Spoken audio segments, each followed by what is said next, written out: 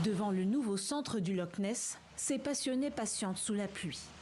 La plus grande opération de recherche depuis 50 ans a-t-elle enfin percé le mystère du fameux monstre?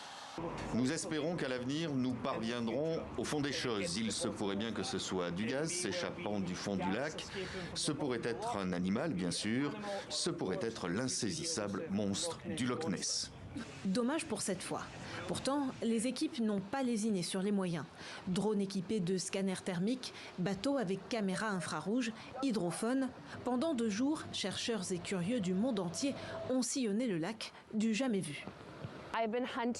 Ça fait 9 ans que je traque Nessie. C'est mon 7e séjour au Loch Ness et c'est ma première chasse officielle.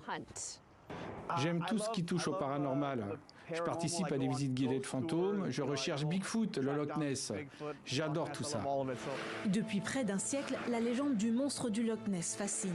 En 1934, ce canular publié dans le Daily Mail attire des chasseurs du monde entier.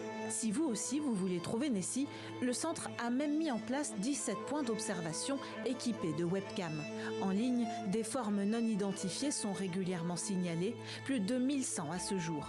À défaut de trouver le monstre, ces derniers participent à l'identification d'animaux marins et à l'étude des sols. Ceux du Loch Ness regorgent d'anguilles. Alors Nessie serait-il en réalité une simple anguille? Possible.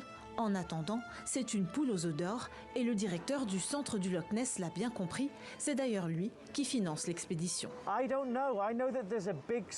Je sais qu'il y a quelque chose d'énorme dans le Loch Ness. J'ai vu des scans sonars d'objets de la taille d'un fourgon sous l'eau qui se déplacent, mais je ne sais pas de quoi il s'agit.